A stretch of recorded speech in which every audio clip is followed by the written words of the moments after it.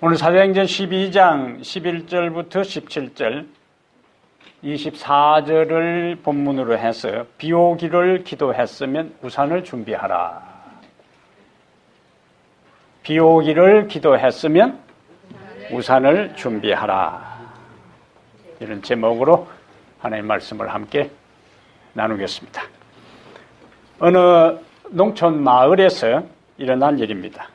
오랫동안 가뭄이 계속되어 농작물이 바짝바짝 타들어가고 논바닥이 갈라지기 시작했어. 신앙을 안 하는 사람들은 기구제를 지내고 하나님을 믿는 사람들은 교회에 모여서 특별 기도회를 열었습니다. 참석한 교인들 중에 맨 앞줄에 한 어린 소녀가 앉아 있었는데 그 아이 옆에는 어린이용 조그만 빨간 우산이 놓여 있었습니다. 그런데 주변을 둘러보아도 어른들은 아무도 우산을 가져오지 않았습니다. 그들은 그저 기도하기 위해서만 왔습니다. 하지만 그 어린 소녀는 하나님께 비 오기를 위해서 기도했으니까 돌아갈 때는 비가 올 것을 대비해서 그는 우산을 가져온 것입니다. 오늘 제목이 뭐라고요? 비 오기를 기도했으면 우산을 준비하라. 오늘 본문에도 이와 비슷한 장면이 나타나 있습니다. 오늘 본문을 통해서 참된 믿음이 무엇인지를 함께 살펴보겠습니다. 첫 번째, 참된 믿음은 모든 결과를 하나님께 맡기는 것이다. 참된 믿음은 모든 결과를 하나님께 맡기는 것이다. 우리가 지난 시간에 살폈던 앞부분 6절을 보면은 헤롯이 잡아내려고 하는 그 전날 밤에 베드로가 두 군인 틈에서 두 쇠사슬에 매여 뭐했다고요? 잠을 자는데, 누워 자는데 헤롯이 잡아내려고 하는 그 전날 밤에 베드로가 두 군인 틈에서 두 쇠사슬에 매여 잠을 자는데 내일이면은 어떤 날이라고요? 끌려나가서 처형될 수 있는 날입니다. 물론 베드로가 내일 끌려나가서 죽을 운명인지에 대해서 본인이 인지한 여부에 대해서는 성경이 침묵을 지켜요. 그런데 이미 그의 동료 야고보가 처형당했어요. 그리고는 베드로가 체포되었습니다. 그러면은 야고보보다 베드로는 더 지도적인 위치에 있는 걸 유대인들이 잘 알고 있어요. 야고보가 죽었다는 이야기는 베드로 자신의 운명도 야고보와 같은 자기 동료와 같은 운명에 처할 것이라는 것은 너무나 분명한 사실이었어요. 여러분들이 베드로라면은 감옥에 갇혀 있어요. 그 다음에 철문 밖에도 지키고 있고 철문 안에 자기와 함께 군인 두 사람이 쇠사슬을 묶어서 이제 지키고 있는 그 상황에 여러분들이 기도를 드린다면 어떤 기도를 드리겠어요? 우선은 어떤 기도를 드리겠어요? 살게 해주세요. 그 다음에 조금 더 차원을 높이면은 아직도 내가 해야 할 사명이 있으면은 하나님 나를 살려주십시오. 그러나 순교하는 것이 주께 영광이 되고 순교하는 것이 하나님의 뜻이라면은 순교할 때에 담대하게 주를 위해 서게 해 주십시오. 그런 기도를 이제 드렸을 거예요. 그는 그의 모든 생사에 대한 것을, 삶과 죽음에 대한 모든 것을 하나님께 전적으로 뭐 했어요? 맡겼어요. 그러면 이러한 전적인 맡김, 전적인 신뢰가 그가 진짜 맡겼는지 여부를 어디에서 알 수 있는가? 6절에 나와요. 6절과 7절과 연결되는 장면에서 그가 두 군인 틈에서 두 쇠사슬에 매여서 뭐 했다고요? 잠을 자는데. 인간적으로 생각하면 그 상황에 잠이 오겠어요? 그 편안한 침대도 아니에요? 따끈따끈한 태아 놓은 방도 아니에요? 내일 끌어내 죽일 그 사람에 대해서 누가 제대로 대접을 했겠어요? 어쩌면 고문을 받았을 수도 있어요.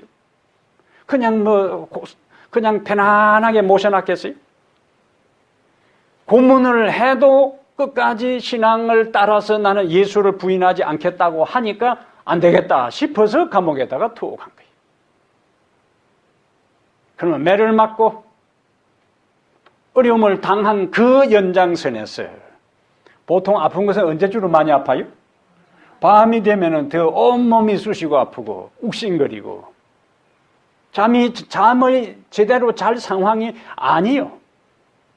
근데 얼마나 깊이 잠이 들었으면은 7절에 보면은 천사가 어이 일어나 그렇게 해도 일어나질 않으니까 뭐 옆구리를 쳐서 깨울 정도로 깊은 잠에 들었어요. 그것은 하나님께 기도했으니까 나를 아직도 사명을 더 감당하도록 살려주면은 살려주시는 대로 또 내가 순교를 당하면은 순교를 당한 대로 그 모든 결과를 그는 전적으로 하나님께 맡겼어요. 그러니까 잠이 올 수 있었던 거예요. 잠을 잔 것은 하나님에 대한 전적인 신뢰에 의한 결과인 것입니다. 그런데 이제 그 연장선에서 오늘 11절에 이에 베드로가 정신이 들어 이르되 내가 이제야 참으로 주께서 그의 천사를 보내어 나를 헤롯의 손과 유대 백성의 모든 기대에서 뭐 했다고? 벗어나게 하신 줄 알겠노라. 모든 결과에 대해 생사에 대한 것, 삶과 죽음에 대한 결과를 하나님께 다 맡겼을 때에 하나님은 아직도 베드로가 해야 할 일이 있는 것을 알고 그를 뭐 했어요? 구출한 걸, 구원한 것을 우리가 알 수가 있습니다. 중국에 최초로 선교사로 간 분이 허드슨 테일러라 하는 분이 있는데 이분이 이제 중국의 선교사로 부름을 받고 갈 때에 범선을 타고 여행한 거예요. 그 당시에 아직 전기 엔진이 발명되기 전이기 때문에 바람의 이용, 풍력을 이용해서 이제 탓을 올려서 여행하는 그 범선을 타고 여행을 하는데 배가 남말레이 반도와 수마트라 섬 사이에 좁은 해협을 지나갈 때에 무풍지대에 들어가게 된 거예요. 그 무풍지대에 들어가면 더 이상 바람을 이용해서 나갈 수가 없고 그냥 조류에 의해서 떠내려가는 거예요. 해류에 의해서 떠내려가는 겁니다. 그런데 선장이 너무너무 걱정이 되는 거예요. 이 조류가 점점 한 섬으로 가고 있는데, 흘러가고 있는데, 만약에 그 섬에 식인종이 살고 있으면 어떻게 되는 거예요? 꼼짝없이 다 잡혀 죽는 겁니다. 그래서 급히 선장은 이 허드슨 테일러가 머물고 있는 선실의 문을 급히 두들겼어요. 큰일 났습니다. 지금 바람이 더 이상 불지 않고 배가 조류를 따라 어떤 섬으로 밀려가고 있는데 그 섬에 식인종이 살고 있으면 우리 모두는 다 죽습니다.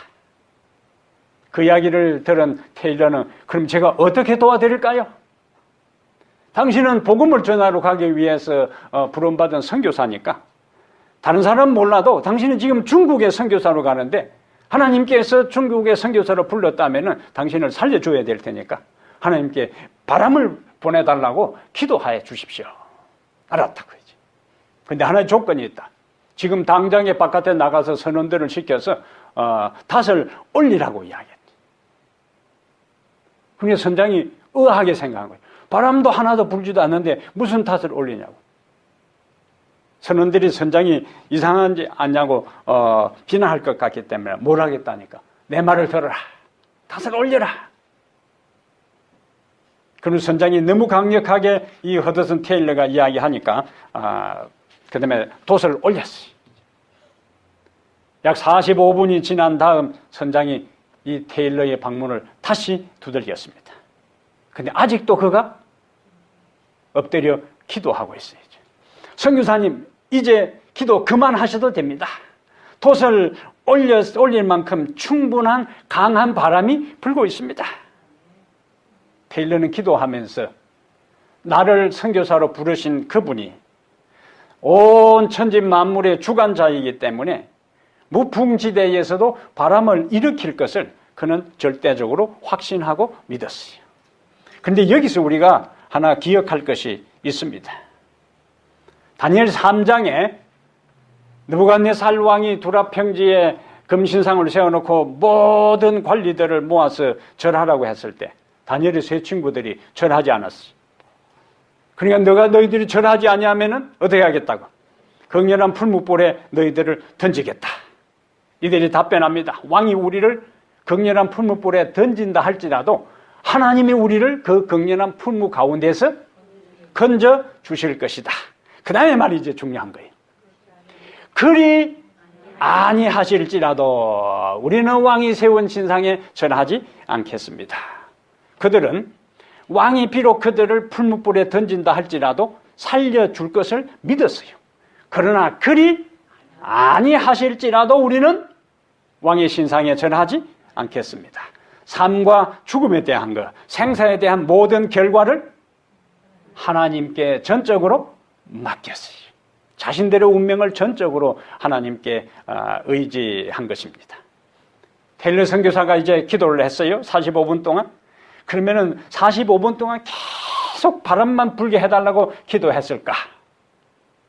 제 생각으로는 아마 앞부분에는 바람을 불게 해달라고 천지를 지으신 창조주 하나님께서 당신의 능력으로 바람을 불게 해서 우리가 위험한 지경에 빠지지 않고 그리고 선교사로서 제가 중국에 가서 복음을 전하게 해달라고 기도를 했을 거예요.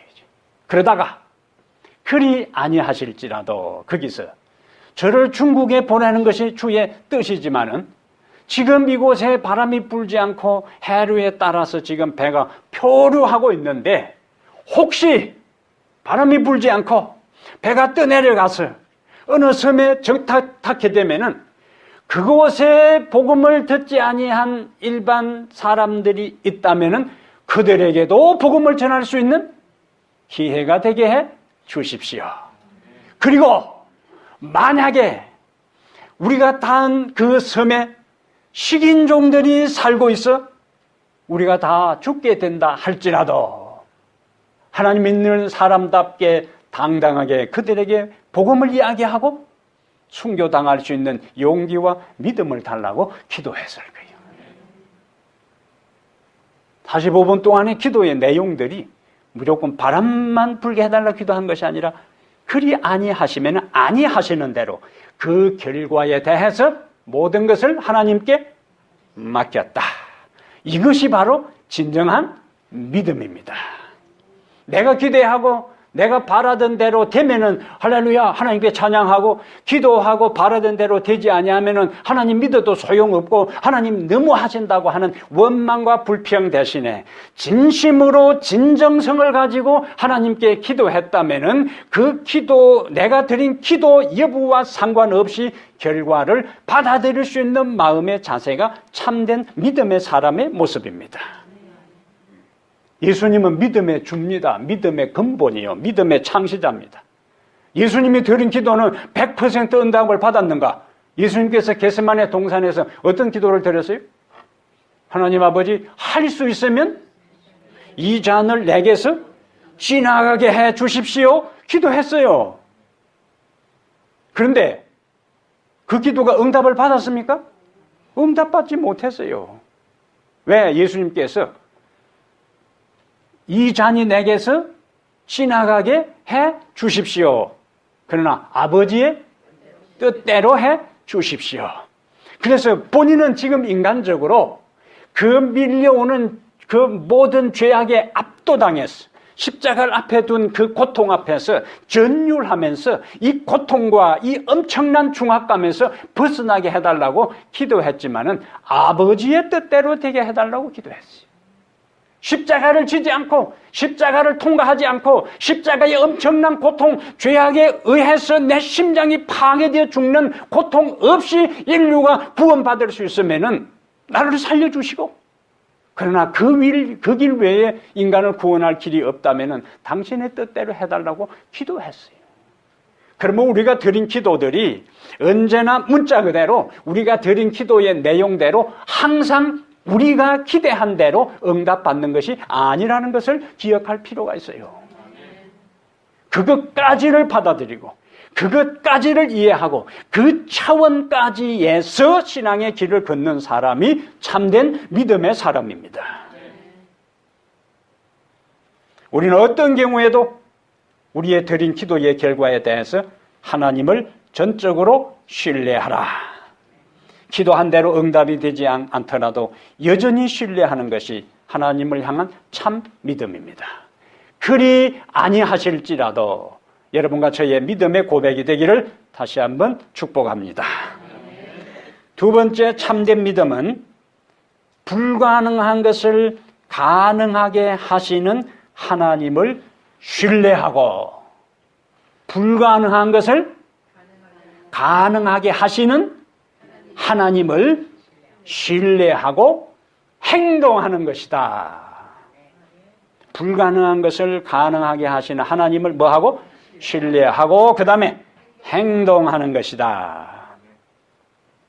다시 이제 본문으로 가보겠어요. 12장 12절에 깨닫고 마가라 하는 요한의 어머니 마리아의 집에 가니 여러 사람이 거기에 모여 뭐하고 있더라? 기도하고 있더라.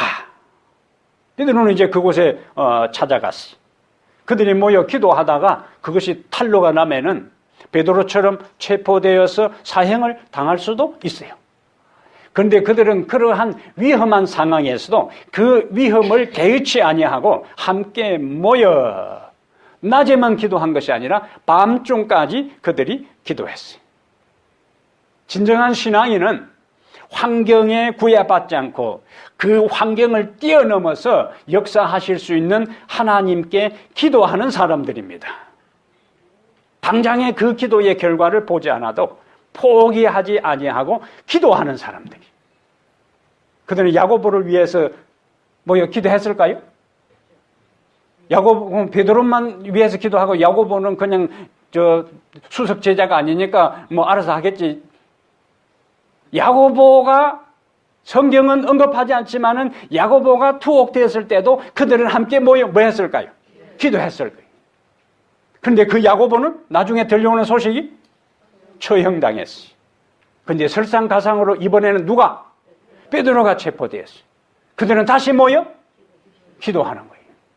그럼 이전에 기도해도 하나님께서 응답해 주지 않았으니까 기도해봐야 소용없다. 기도해산 집에 가자. 그게 아니잖아요. 그들은 다시 또 뭐 했어요? 기도했어요. 야고보가 체포된 다음에 그들이 기도한 것이 자기들이 기대한 대로 되지 않아도 하나님의 뜻이 있을 것이다. 그것을 받아들이고 다시 또 베드로가 체포되었을 때에 함께 기도했어요. 그들은 야고보가 처형되고 그리고 베드로까지 체포되었을 때에 엄청난 충격을 받았을 거예요. 석방될 가능성은 야고보가 처형된 걸 보니까 인간적으로 생각하면은 더 지도격에 있는 베드로가 이 석방될 가능성은 전혀 없는 상황이에요. 근데 여러분, 기도는 인간적 판단과 상식과 경험과 합리성으로 가능성이 있으니까 기도하는 것은 그것은 진정한 기도가 아니에요. 아무런 가능성이 없어도 불가능한 것을 가능하게 하시는 하나님을 신뢰하는 사람만이 진실된 기도를 드릴 수가 있습니다. 내가 지금까지 열심히 최선을 다해서 열정적으로 참으로 믿음으로 기도해도 상황은 바뀌어지지 않고 환경은 바뀌지 않고 내가 기도한 것이 응답될 기미는 전혀 보이지 않아도 여전히 그 하나님을 신뢰하면서 기도하는 사람이 진정한 믿음의 사람이라는 이야기예요. 외형적으로 베드로가 석방될 가망성은 전혀 없어요. 그러나 그들은 뭐 하고 있어요? 기도하고 있는 겁니다. 근데 여러분, 여기서 우리는 또 하나의 역설적 모습을 보는데, 베드로가 이제 감옥에서 나와 그들이 기도하는 곳에 갑니다. 13절에 13절, 14절 보세요. 베드로가 대문을 두드린대. 근데 성경이 참 재밌는 거네요. 하나님께서는 지금까지 쇠사슬에 묶인 것도 쇠사슬이 풀리게 하고, 철문이 열리게 하고, 다른 사람이 다 보초병들이 잠들게 하고, 마지막으로 성문으로 통하는 그 길에도 철문이 저절로 우리가 모래 가면 자동 문 열리는 것은 다 열리게 했는데, 지금은 뭐예요? 지금은, 이전에 그 정도 했으면 그냥 샥 들어가서 짠! 이렇게 나타나게 할 수도 있을 텐데, 한참 기도를 하는데 펑! 하는데 보니까 베드로가 그들 가운데 있게 할 수도 있는데, 지금 하나님께서 그렇게 하지 않잖아요. 사람이 할 수 있는 것을 하나님께서 대신 해주지 않습니다. 하나님은 사람이 할 수 없는 것에 간섭하시고 개입하셔서 그 일을 이루시는 분이에요. 그래서 지금 문을 두드리고 안에 들어가는 것은 사람이 두드려야 되고 사람이 문을 열어줘야 되는 거죠. 자, 13절에 베드로가 대문을 두드린데 로데라 하는 여자아이가 영접하러 나왔다가 14절 베드로의 음성인 줄 알고 뭐 했어요? 기뻐하여. 그러니까 이 로데라는 이 여자아이는 딱 들어보니까 베드로 선생이라 하나님께서 우리의 기도를 응답하셨구나 바로 깨달았어요. 그래서 뭐 했어요? 기뻐하여. 문을 미처 열지 못하고 달려 들어가 말하되 뭐라고? 베드로가 대문 밖에 섰더라 하니, 이 어린 소녀는 기도한 대로 하나님께서 응답해 주신 것을 그대로 믿었어요. 그런데 15절은 어른들이 이야기하면 그들이 말하되 네가 미쳤다. 베드로가 어떻게 나오냐 그거요. 베드로는 지금 감옥에 있는데, 예? 여자아이는 어떻게 했어요? 힘써 말하되 뭐라고? 참말이라. 이 아이는 진짜 믿은 거예요. 어른들은 기도는 해놓고 뭔 기도를 하고 살려달라고 구출해달라고 기도는 해놓고 안 믿었어요. 비 오기를 기도해놓고 비 올 것은 생각하지 않았어요. 그들이 말하되 그러면 그의 천사라. 16절 베드로가 문 두드리기를 그치지 아니하니, 베드로 입장에서는 굉장히 긴장된 상태예요. 예? 언제? 뒤에 추적해서 잡으러 올지 모르는 상황에 문은 열어주지 않고, 예? 문을 또 쾅쾅 두들길 수도 없잖아요. 조심스럽게 문을 계속 두드리는데 안에서는 네가 미쳤다 하고는 세워놓고 혼만 내고 있으니 얼마나 마음이 인간적으로 조급한 상황이에요. 베드로가 문 두드리기를 거치지 아니하니 그들이 문을 열어 베드로를 보고, 소녀는 소리만 듣고도 기뻐하고 이들은 놀랐어. 당신은 어떻게 나왔냐 그게.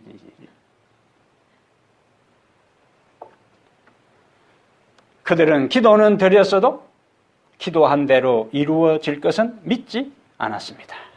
그런데 여러분, 우리 기도에 이 하나님께서 일을 이루시는 것은, 하나님은 인간 편에서 때로 부족한 것이 있고 믿음이 연약해도 필요하시면 당신의 일들을 이루어 가십니다. 기도의 응답은 우리의 기도에 공로가 있는 것이 아니라 전적으로 그분의 은혜와 자비에 기초해서 일이 이루어지는 겁니다. 그래서 이루어진 일에 대해서 우리가 기도 열심히 하니까 됐구나, 우리에게 돌릴 영광은 하나도 없어요. 만약에 인간의 믿음에 기초해서 인간의 기도에 어떤 것이 공로가 된다면은 베드로는 나올 수가 없어요. 왜? 기도해놓고도 믿지도 않았으니까, 이 사람들은. 그럼에도 불구하고 그들이 이 위기의 때에 우리가 찾을 수 있는 분은 하나님밖에 없다. 우리가 도움을 구할 존재는 하나님밖에 없다. 하나님이 아니시면은 우리의 선생, 우리의 지도자 베드로를 죽음에서 건져줄 분이 없다라는 것을 절실하게 느낀 그 작은 믿음의 싹을 보고 하나님께서 그들의 기도에 응답해 주신 것입니다.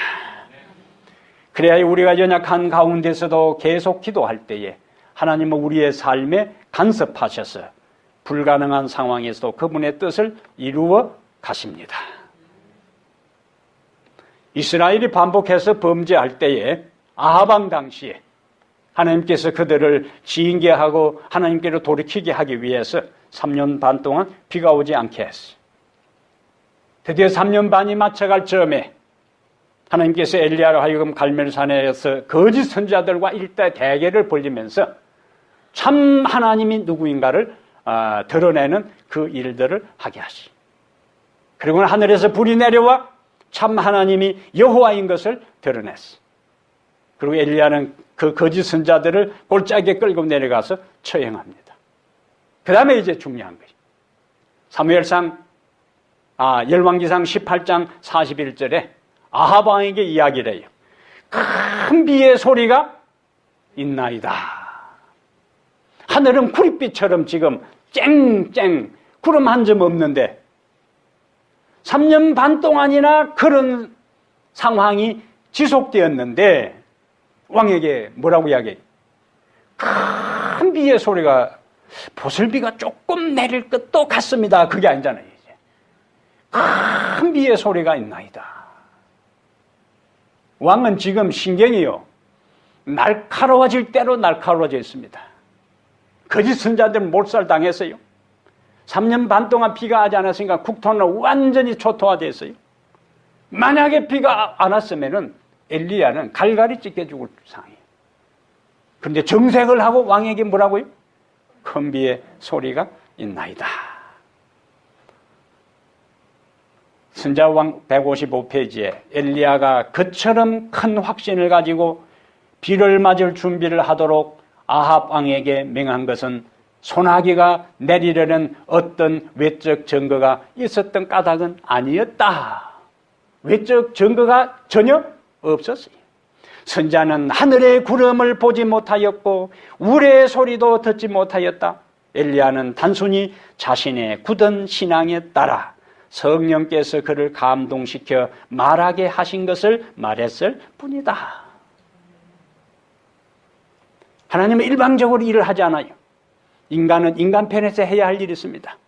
엘리야는 믿음으로 말하고 이제는 뭐 하기 시작해야 돼요? 기도하기 시작해야 돼요. 그리고는 산꼭대기로 올라갑니다. 얼굴을 무릎 사이에 넣고 이제 완전히 자아를 굴복시키고 하나님께 기도하는데, 그리고는 중간중간에 깨어서 사환을 보내요.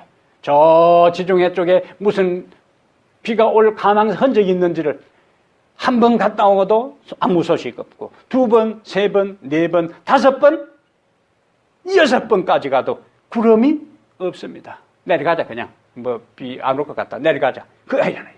다시 그가 엎드려 하나님께 비를 달라고 기도한다. 그 다음에 사환을 보내요. 사환이 저 지중해가 보이는 쪽에 가서 보고 오기는 사람의 손만한 작은 구름이 일어나는 것을 봅니다.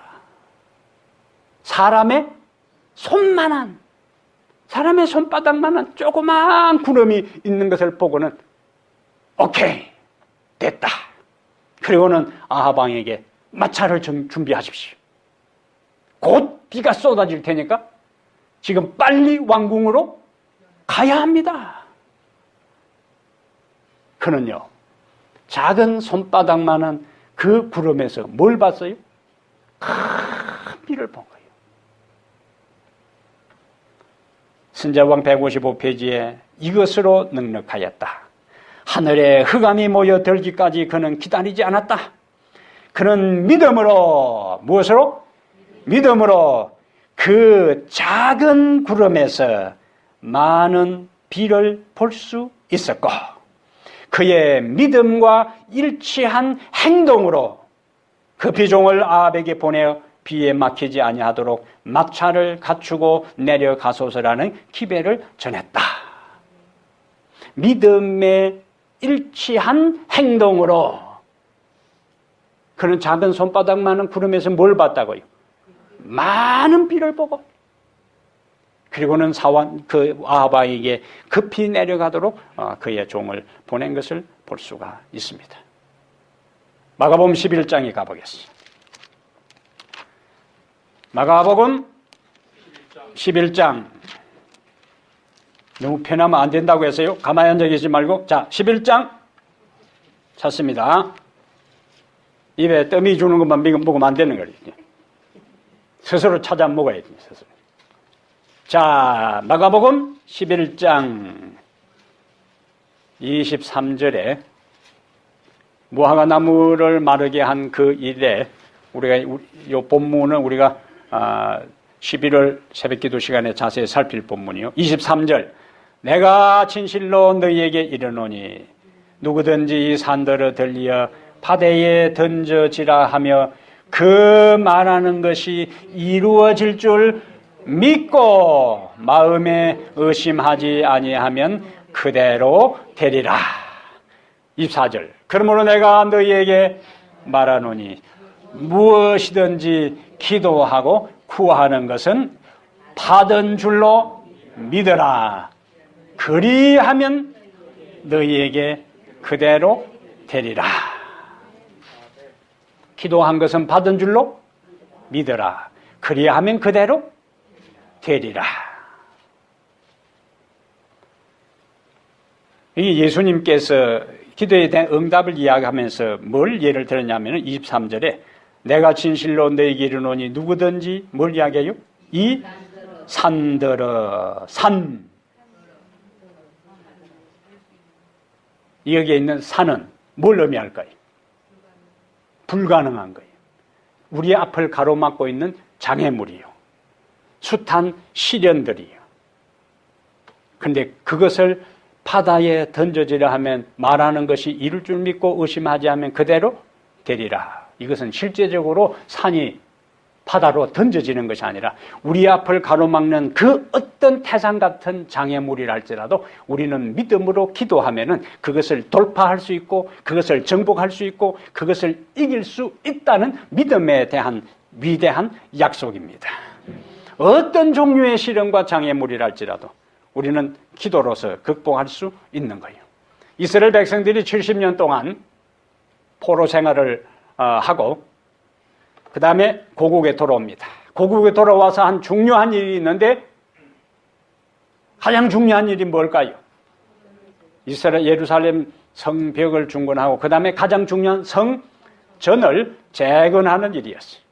우리가 에스라와 느헤미야서를 보면서 특히 에스라서에 볼 때에 성전을 재건하는 일들이 성벽을 느헤미야에서 나오는 것처럼 중건하는 일도 만만치 않은 방해를 받았지만은 성전을 재건하는 일에 있어서는 조직적인 방해 공작에 시달렸어요. 이스라엘 백성들이 그곳에 없는 동안에 이방 민족들이 빈 공터를 자기들일 것인 양 차지하고 마음대로 사용하다가 이스라엘 백성들이 돌아왔어요. 사단의 입장에서는 그들이 돌아와서 성전을 재건하고 다시 하나님께 회개하고 하나님을 제대로 섬기고 하나님의 축복을 받는다면은 그들에게 보통 문제가 아니. 그래서 어떻게 해서든지 성전을 제대로 건축하지 못하도록 방해해야만 했어요. 조직적인 방해가 치열하게 전개되는 것이었어요. 결사반대입니다. 결사반대라는 게 무엇인지 저는 알아요. 제가 마산에서 교회 건축을 하려고 기초공사를 해서 포크레인을 투입을 했는데 그 주변에 할매들이 나와가지고는 그 포크레인 앞에 다 들여 누워서 나를 파묻어라 하고 들여 눕는 거예요. 나를 파묻어라. 예? 그냥 빨간 페인트로 정식으로 광고사에서 한 것도 아니에요. 빨간 페인트로 교회 건축 웬 말이냐 땅값 떨어진다 하는 걸 사방에다가 붙여놓고 예? 막가는 동네 할머니들 다 모아가지고 그 앞에 들여눕게 하고 그들은 막걸리통 소주 섞어서 마셔가면서 어거지를 쓰는 거예요. 결사반대예요. 결사. 지금 그 생각하니까 아찔하네요. 이스라엘 백성들이 성전을 건축할 때 그런 상황이었어요. 외행적으로는 산 앞에 그들이 봉착한 것입니다. 하나님께서 이때에 그들이 전열을 상실해버리고 의욕을 잃어버리고 용기를 상실해서 주저앉아 있을 그때에 하나님께서 두 선지자를 보내는데 학개와 스가랴를 하나님께서 보냈어요. 스가랴에게 하나님께서 위대한 기별을 주시는데 스가랴 4장 가보겠습니다. 성경 통독을 잘 하는 사람만이 이 스가랴서는 잘 찾을 수 있어요. 안 그러면 저 뒤에 어디 섞여가지고 잘 못 찾아. 스가랴 4장, 그거는 신약 말라기부터 거꾸로 찾아가야 빨리 찾을 수 있어요. 스가랴 4장 6절 보겠습니다. 스가랴 4장 6절 어딨노 하고 벌써 찾다가 포기한 사람도 있는데 4장 6절 그가 내게 대답하여 이르되 여호와께서 스룹바벨에게 하신 말씀이 이러하니라. 만군의 여호와께서 말씀하시되 이는 힘으로 되지 아니하며 능력으로 되지 아니하고 오직 나의 신 나의 영으로 되느니라. 그 다음에 이제 7절에 큰 산아 네가 무엇이냐. 네가 스룹바벨 앞에서 평지가 되리라. 그가 머릿돌을 내놓을 때에 무리가 외치기를 은총이 그에게 있을지어다 하리라 하셨고, 스룹바벨은 다윗의 직계 후손입니다. 이 스룹바벨은 다윗의 후손이에요. 그리고 그가 바빌론의 포로로 잡혀가 바빌론에 생활하다가 돌아왔어요. 스룹바벨은 다윗의 가계를 일으킬 메시아의 조상이 될 중요한 책무입니다. 그가 총독으로서 이제 봉사할 그때에 스룹바벨 앞에 성전을 재건하는 그 일에 뭐요? 큰 산이 가로막혀 있어요. 그런데 7절에 뭐라고? 큰 산아 네가 무엇이냐. 네가 스룹바벨 앞에서 평지가 되리라. 평지가 되리라. 그리고는 이제 머릿돌을 기초를 놓고 나중에 성전을 재건하는데 에스라 6장 14절과 15절에 보면은 기원전 515년에 4년 3개월 만에 스룹바벨 성전이 완성됩니다. 그들은 넘을 수 없는 산을 넘었어요. 정복할 수 없는 산을 정복했어요. 불가능한 가운데서 큰 산이었어요. 백성들은 다 의기소침하고 주변 사람들은 의기양양하고 왕궁에 줄을 대어서 페르시아 조정에서 더 이상 성전을 건축하지 못하도록 조서를 내리는 상황. 인간적으로 생각하면은 전혀 성전을 재건해서 하나님 앞에 봉헌할 수 있는 가능성은 없는 상황인데 이 산들을 명하여 저 바다에 던지우라 하면은 그대로 될 것이요. 힘으로 되지 않고 능력으로 되지 않고 오직 하나님의 영으로 되느니라. 큰 산아 네가 무엇이냐. 평지가 되리라. 그 말씀대로 하나님께서 간섭하시고 개입하셔서 불가능한 성전 건축이 완성되고 하나님께 영광 돌리는 봉헌할 수 있는 그 기적의 역사가 일어났어요. 우리의 꿈과 우리의 비전과 우리의 모든 소망과 바람은 가능성이 있으니까 기도하고 가능성이 있으니까 노력하는 것이 아니라 가능성이 없어도 그것이 하나님의 뜻이면은 이루어질 것이라는 믿음에 기초해서 길을 걸어가게 되기를 바랍니다. 타코마 교회가 우리 장로님 장가 기도에 언급한 것처럼 우리가 처해 있는 현실적인 상황과 교회의 현재의 분위기와 그리고 지역적인 모든 한인들의 구성 원소들을 볼 때, 요인들을 볼 때는 우리의 비전과 우리의 꿈이 이루어질 것에 대한 것은 인간적으로는 상당히 퀘스천이 붙을 수 있는 상황이지만은 여러분 환경을 바라보지 마시기를 바랍니다. 힘으로 되지 아니하고 능으로 되지 않고 오직 나의 영으로 되느니라. 이 말씀 붙잡고 우리는 나가는 것입니다. 100명에다가 초점을 맞추지 말고 1120 운동. 내가 1년 동안, 내가 2년 동안, 내가 3년 동안 우리 한 사람 한 사람이 하나님께 매달리고 간구하고 기도하고 애타게 부르짖을 때에 우리 한 사람 한 사람이 영혼을 하나님께로 인도하면 그것이 모아져서 2020 비전이 이루어지는 거예요. 그런데 대화를 해보면 대부분의 사람들이 내가 한 사람을 어떻게 하든지 하나님 앞에 인도하기 위해서 간구하고 애타게 몸부림치며 능력을 달라고, 영혼을 달라고 기도하는 대신에 주변 환경을 자꾸 보는 거예요. 예?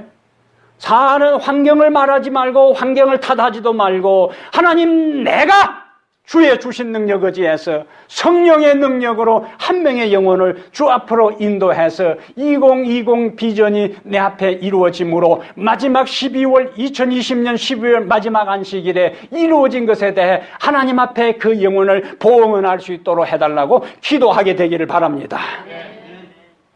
큰 산아, 네가 무엇이냐? 네가 스룹바벨 앞에서 평지가 되리라. 우리 앞을 가로막고 있는 그 어떤 장애물도, 외행적인 모든 불가능한 요소들도 믿음을 가지고 확신을 가지고 크고 비밀한 일을 행하실 여호와 하나님을 의지하고 그분께 간구하고 기도하는 자에게 하나님께서 능력을 주시고 성령을 부어주셔서 위대한 일을 이루어진 결과 대해 주께 영광을 돌리도록 역사해 주실 것입니다.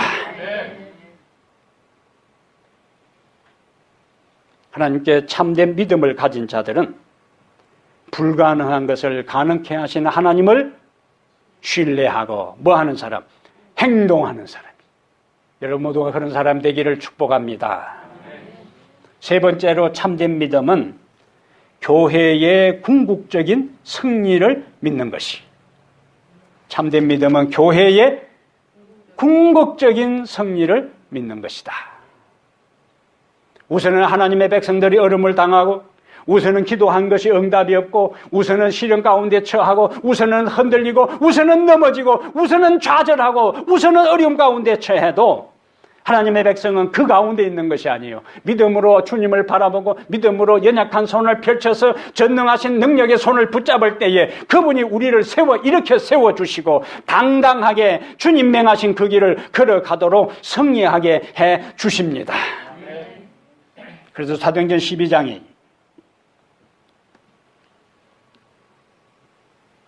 18절부터 이제 보면은 사도행전 12장 18절. 날이 새매 군인들은 베드로가 어떻게 되었는지 알지 못하여 적지 않게 소동하니. 여러분, 아침에 여러분들이 보초병이나 생각해 보세요. 얼마나 당황스럽겠어요. 얼마나 황당하겠어요. 보니까 쇠사슬이 다 풀어져 있어. 문은 잠겨 있어. 옆에 동료 깨워가지고 보니까 없어. 2중 3중 포위망을 좁혀놓고 추적해봐도 벌써 베드로는 다른 데로 가버렸어. 파수꾼들의 입장에서는 고대에 있어서 로마법과 그 다음에 유대법에는 잡힌 사람들이 탈출하도록 지키지 못하면 대신 죽어야 되는 거지. 19절에 헤롯이 그를 찾아도 보지 못하며, 헤롯이 얼마나 자존심 상하겠어요. 신신당부했을 거 아니에요. 사령관에게 명령하고 절대로 이 베드로를 놓치면 안 된다고 명령하고 내일 처형해서 다시 자기의 정치적인 입지를 단단히 굳히려고 했는데 흔적도 없이 사라졌으니까 얼마나 자존심 상하겠어요. 그 분노를 파수꾼들에게 폭발시키고 그들을 처형하게 한 거죠. 19절에 파수꾼을 신문하고, 이것은 요놈들이 뇌물을 받고 공통적으로 뇌물을 받고 내보낸 거 아니냐 싶어가지고 신문하고 죽이라 명하니라. 헤롯이 유대를 떠나 이거 골치 아프다고 이제 머리도 씻을 겸 가이사라 별장으로 이제 내려간 거예요. 이제. 여러분, 12장의 시작은요, 제약의 세력이 승리합니다. 헤롯이 주도권을 장악합니다. 헤롯이 야고보를 체포하고 헤롯이 그리스도인 몇 사람을 감옥에 투옥합니다. 헤롯이 자기의 구상대로 야고보를 처형합니다. 그리고 이 이스라엘 백성들이 좋아합니다. 민심이 그를 추종하기 시작해요. 그래서 베드로를 또 체포합니다. 그리고 철저하게 감금합니다. 내일이면 꺼내서 죽이려고 한 거예요. 지금까지의 흐름은 죄악의 세력이 헤롯의 페이스대로 모든 것이 돌아가는 것처럼 보여요. 하나님은 침묵을 지키고 하나님의 백성은 고난을 당하고 기도해도 천장도 뚫고 올라가지 못하고 기도는 메아리처럼 돌아오는 것처럼 보였어요. 근데 우리는 뭘 봐야 되는가? 끝을 봐야 되는 거예요. 끝을. 하나님의 백성, 참된 믿음의 소유자는 교회의 궁극적인 승리를 믿는 사람들이요. 그 다음에 헤롯이 이제 20절에는 두로와 시돈 사람들을 대단히 노여하여, 두로와 시돈 지역에 있는 사람들이 이 헤롯 제국 안에서 양식을 공급받는데 무슨 문제가 생겼어요. 그들의 지방이 왕국에 나는 양식을 먹는 까닭에 한 마음으로 그에게 나와 왕의 침소 맡은 신하 블라디오스를 설득하여 이 부속실장에게 왕을 좀 이 분노를 가라앉힐 것을 연구하고 이제 함께 화해의 모임을 만든 거예요. 21절에 헤롯이 나를 택하여 왕복을 입고 단상에 앉아 백성에게, 옛날 성경에는 효유했는데 그 연설하는 걸 이야기하는 거예요. 연설하니 자 백성들 보세요. 먹고 사는 문제가 달려있으니까 불쌍해요. 어떻게 해요? 백성들이 크게 부르되 이것은 신의 소리요 사람의 소리가 아니라. 왜냐하면 그들의 목줄이, 생명줄이 달려있어요. 헤롯에게. 양식을 계속 끊어버리면 그들은 굶어 죽는 거예요. 그래서 그들이 할 수 있는 최고의 아첨의 소리를 이제 소리 지르는 거예요. 이제. 신의 소리다. 23절 헤롯이 영광을 하나님께로 돌리지 아니하므로 주의 사자가 곧 친히 벌레에게 먹혀 죽으니라. 똑같이 쳐도요.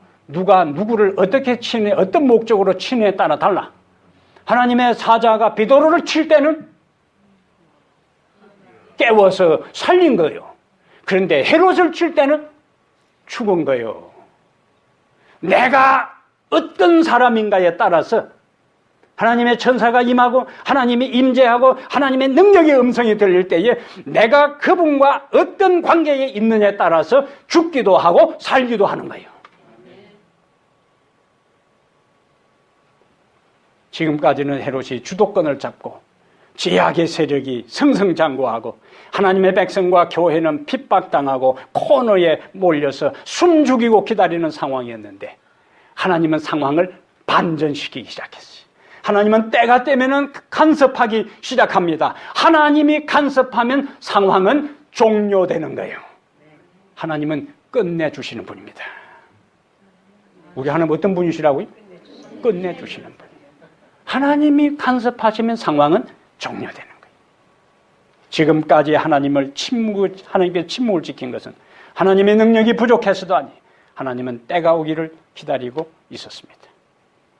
헤롯의 입장에서는요, 이전에 5장에서 기적적으로 사도들이 탈출했고, 이번에도 또다시 그와 같은 일이 일어났다면 내가 하나님을 대항하고 있구나 하는 것을 깨달아야만 했습니다. 그러나 그는 교훈을 받지 못했어요.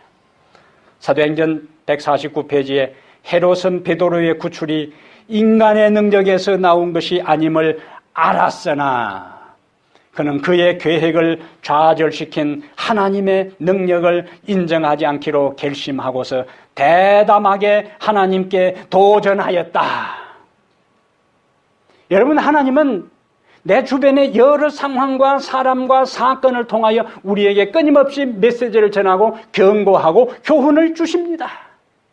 내 삶에 일어나는 일, 내 가정에 일어나는 일, 내 주변에 일어나는 일을 통해서 영적인 안목을 가지고 교훈을 찾아서 하나님께로 돌아가는 기회가 되기를 바랍니다. 반복해서 주변에 이런저런 일이 일어나도, 주변에 사건이 일어나도, 내 가정에 영적으로 문제가 생겨도 그것을 깨닫지 못하는 사람은 비극에 빠지는 거예요. 하나님께서 우리를 그냥 시험에 빠뜨리질 않아요. 반드시 그 시험 가운데서 메시지를 주시고 교훈을 주셔서 우리를 살리기를 원하시는 것입니다. 헤롯을 하나님께서 그냥 죽이려고 한 게 아니에요. 헤롯을 하나님께서 살리기 위해서 메시지를 보냈지만 그는 그것을 받아들이지를 않았어요. 결국 그는 하나님의 침을 받아 벌레에게 먹혀 죽고 말았어요. 그리고는 24절에 하나님의 말씀은 흥왕하여 더하더라. 4장에도요, 하나님의 백성이 고난에 처하고 하나님의 기적적인 간섭 다음에 교회가 번성하는 것을 볼 수 있어요. 고난 뒤에 영광의 축복이 있는 것을 봅니다. 그리스도의 사도는 기적적으로 구원을 받았지만 박해자는 하나님의 저주로 죽음을 당했어요. 참된 믿음은 오늘의 고난 넘어 참된 하나님의 백성은 오늘의 시련 너머의 영광과 축복을 바라보는 사람들입니다. 내 인생의 고난도 축복으로 연결될 것이고, 그러므로 오늘 우리는 오늘의 어둠만 바라보지 마시기를 바랍니다. 오늘의 아픔만 생각하지 마시기를 바랍니다. 시련에만 초점을 맞추지 말고 그 너머를 보시기를 바랍니다. 그 이후를 생각하시기를 바랍니다. 그 저편을 바라보시기를 바랍니다. 이것이 믿음의 사람들의 삶의 모습이요. 사랑하는 여러분, 우리가 믿는 주님은 전능하신 하나님입니다. 전능하신 하나님은 인간의 궁지를 해결해 주시는 능력의 하나님이요. 그분을 절대적으로 신뢰하게 되기를 바랍니다. 믿음으로 기도했으면 그 모든 결과를 그대로 받아들이고 믿음으로 기다리게 되기를 바랍니다. 그리고 내 인생도 우리 가정도 이 교회도 궁극적으로 현재의 상황으로 끝나지 않고 궁극적인 승리가 보장되어 있음을 믿고 하나님의 은혜를 기억하면서 날마다 승리의 노래를 부르며 살아가는 성도들 되기를 주의 이름으로 축복합니다. 하나님 우리 아버지, 우리의 드린 기도가 허지로 돌아가지 않고 헛되이 사라지지 아니하고 허공에 맴돌다 메아리만 울리는 기도가 아니라 믿음의 기도는 응답이 있으며 믿음의 기도는 열매가 있으며 믿음의 기도는 응답할 때가 있음을 알려주시니 감사합니다. 많은 경우에 하나님, 우리는 주님 앞에 우리의 필요를 간구해 놓고도 하나님의 능력을 생각하고 하나님의 약속을 기억하는 것 대신에 내 상황과 내 주변의 환경 때문에 기도는 기도로 끝나버릴 때가 많이 있습니다. 우리 하늘아버지시여, 우리의 드린 기도가 아버지의 뜻에 합당한 기도라면 반드시 환경과 상황에 상관없이 응답해 주실 것을 확신할 수 있는 믿음을 우리에게 허락하여 주시옵소서. 그리고 때로는 우리의 드린 기도대로 응답되지 않고 다른 방향으로 전개될지라도 내가 드린 기도가 진실 어린 기도였고 하나님의 자비와 사랑을 확신하는 가운데 드린 기도였다면 전개되는 모든 결과까지도 의심 없이 받아들이며 하나님을 신뢰하고 걸어가는 참된 믿음의 소유자들 다 되게 하여 주시옵소서. 우리 교회가 직면하고 있는 현재의 문제와 우리 개인과 가정에 나타나는 여러 문제들을 두고 주 앞에 간구하고 기도할 때에 당장의 응답이 없다 할지라도 낙심하지 않게 하시고 포기하지 않게 하시고 중단하지 않게 하시고 응답받을 때까지 기도할 수 있는 기도의 사람 다 되게 하여 주시옵소서. 이제 다시 세상을 향하여 나갑니다. 오늘 주신 말씀 붙잡고 나갑니다. 힘으로 되지 아니하고 능으로 되지 아니하고 주의 영으로 말미암아 큰 산과 같은 장애물과 시련과 고통들이 우리 앞에 가로막고 있다 할지라도 믿음으로 당당하게 기도하면서 나가 산을 정복하고 시련의 골짜기를 건너고 고통의 터널을 통과하여 마침내 하나님 앞에 승리자로서 서서 할렐루야 영광을 돌리는 거룩한 주의 자녀들 되게 하여 주시옵소서. 교회가 핍박을 당하고 고난을 당하고 순교자가 나와도 하나님 말씀이 더 흥왕하여 갔다는 놀라운 결론의 말씀을 우리가 기억하고 붙잡고 내 인생의 오늘의 고난 너머에 오늘의 신은 저편에 오늘의 고통 그 끝에 영광과 기쁨과 행복과 영원한 생명이 있음을 기억하고 당당하게 가슴을 펼치고 주의 능력 의지하여 나가는 믿음의 장부들 되게 하여 주시옵소서. 이제는 우리 주 예수 그리스도의 은혜와 하나님 아버지의 무한하신 사랑과 성령의 감화 감동 내주 충만한 역사가 믿음으로 하나님을 신뢰하며 행동하기로 결심한 성도들 머리 위에 이제부터 영원토록 함께 있을지어다. 아멘.